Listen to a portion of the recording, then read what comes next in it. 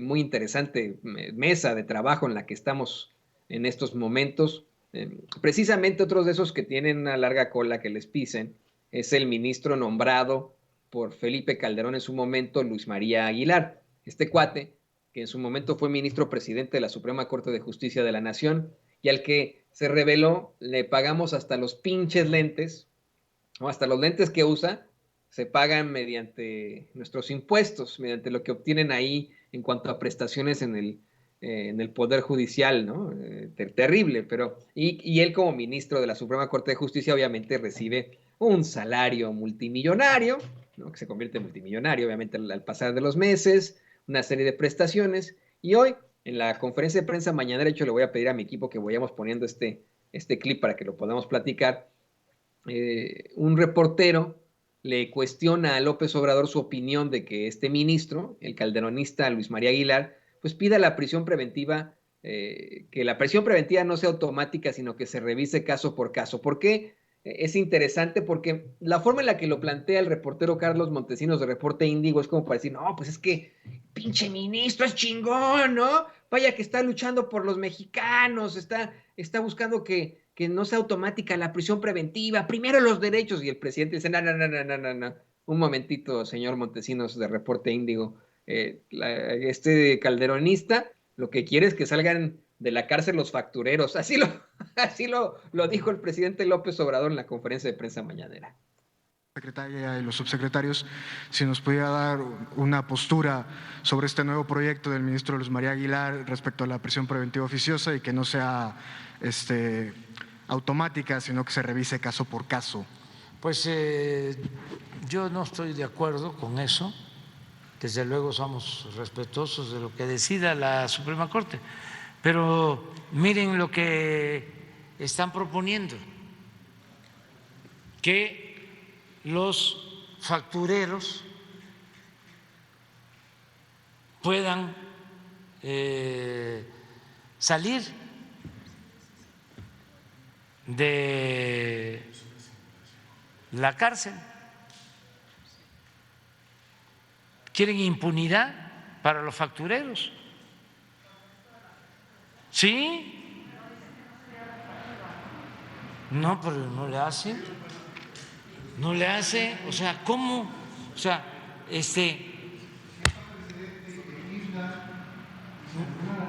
pues sí, la Corte otra vez, ¿sí? Pero además, de veras, es vergonzoso. ¿Cómo proteger a delincuentes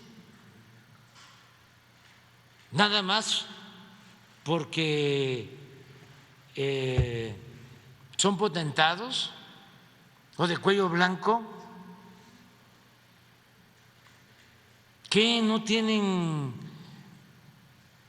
otras cosas que hacer? ¿Qué no hace falta que haya justicia para el pobre? ¿Por qué solo están dedicados a proteger a los potentados y además corruptos? Nos costó muchísimo el que se tipificara como delito este tipo de defraudación fiscal. Era vergonzoso lo que sucedía, si hasta han quedado sin castigo quienes se dedicaban a promover la evasión fiscal, despachos fiscales con facturas falsas, haciendo transacciones millonarias, ofreciendo, tú tienes que pagar tanto a la hacienda pública, tienes que pagar 100 millones, pero si me das 1 millón, yo me encargo. con facturas falsas, de que no pagues.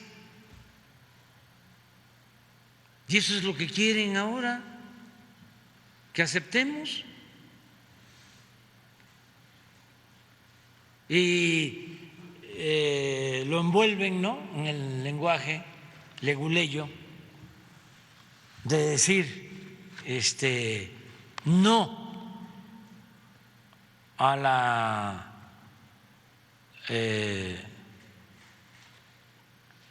detención o prisión preventiva.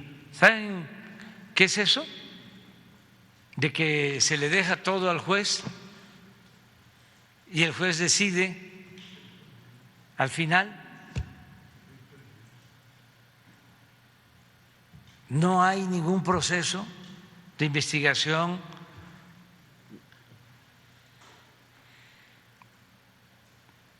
Qué bien que me tocaste ese tema, porque Así es el presidente. Qué bueno que tocó el tema. Pues sí, exactamente. Es que, compañeros, querida Lina, querido Jaime, es verdaderamente lamentable, ¿no? ¿Cómo plantean este tipo de situaciones que son verdaderamente indignantes, ¿no? En estricto sentido, querida Lina, el hecho de que un ministro de la Suprema Corte de Justicia esté viendo la forma de que exista un derecho en pro del reo, así está la máxima latina incluso, ¿no?, del derecho a nivel mundial, indubis pro reo, ¿no? En la duda hay que darle la libertad al reo.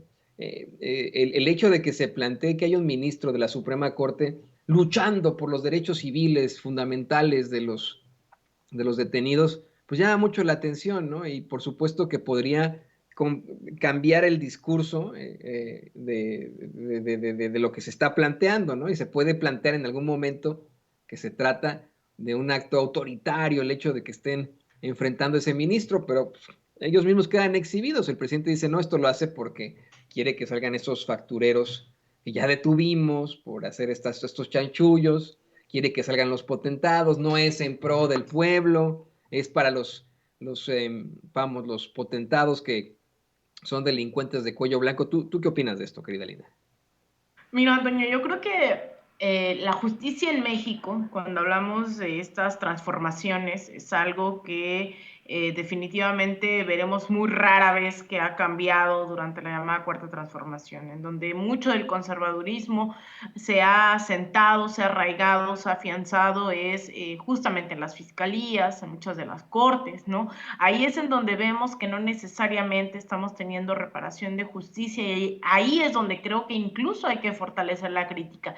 No tendríamos que estar hablando de estos temas de prisión preventiva, cautelosa, etcétera, de no ser porque los sistemas de justicia en el país todavía lejos están de darla, ¿no? De ofrecer garantías para no vulnerar los derechos humanos, para dar reparación de los daños, establecimiento de garantías, no repetición de los hechos, etcétera, etcétera, ¿no? Yo creo que ahí es en donde incluso la oposición también muchas veces se ha anclado en esos debates, porque es verdad que todavía hay mucha gente presa injustamente. También no se habla de la gente que ya salió libre con el seguimiento, ¿no?, de quienes pues no tenían condenas, de quienes ahí sí se ha avanzado incluso, me atrevería a decir, y no hemos puesto mucho acento, ¿no? Se ha invisibilizado que más de 40,000 personas se les ha sacado, se les ha liberado justamente por no tener pruebas suficientes, porque pues eran de pueblos originarios, se vulneró el debido proceso, etcétera. Yo creo que ahí es en donde también tendríamos que estar presionando. E incluso yo sé que es muy polémico, pero también esto nos llevaría a debatir el tema de la fiscalía. No, hay mucha gente que dice es que el presidente defiende al fiscal y por qué vamos a estar en contra de lo que diga el presidente. Al contrario, ¿no? Yo creo que no es un tema de lo que dice o no el presidente, sino lo que puede o no decir y de lo que nos corresponde a todas y todos también seguir presionando. Y las fiscalías es uno de esos temas, la fiscalía general, el tema de las fiscalías estatales, ¿no? Porque es bien fácil que hoy esa misma oposición electoral que pugnó por una mal llamada guerra contra el narcotráfico, que se negó no sé, a legislar en temas de aborto, igualdad, etcétera, hoy vengan a hablar de derechos humanos. Eso, el cinismo es punto y aparte, y a veces quieren confundir también, ¿no? Y eso a veces nubla el debate sobre lo que tendríamos que estar exigiendo desde las izquierdas, y hay demandas que son, que se las apropia la derecha y no por eso pierden validez, ¿no? Tenemos que seguir levantando la bandera de la justicia. Y por el tema del calderonismo, evidentemente es tristísimo, ¿no? Ver cómo todavía tiene sus hilos tendidos en sistemas judiciales, en policías, ¿no? O sea, eso, así como hablábamos de Bolsonaro hace unos minutos, de cómo es que no solo se trata de Bolsonaro, bueno, el calderonismo es lo mismo, ¿no? No se trata solo de Felipe Calderón, sino que su discurso, acciones, estrategias de mano dura, de ir contra los delincuentes a pesar del derramamiento de sangre, etcétera, etcétera, merma dentro de una parte de la sociedad. Ahí es en donde tenemos que estar haciendo conciencia de seguir pugnando por sistemas judiciales que estén a la altura del momento histórico, por jueces que estén comprometidos con el respeto a los derechos humanos, con jueces que realmente estén pensando en el bienestar de las y los históricamente excluidos, y no por una cuestión de acercamiento y sobre todo, ¿no?, a la ultraderecha que tanto daño ha hecho a nuestro país.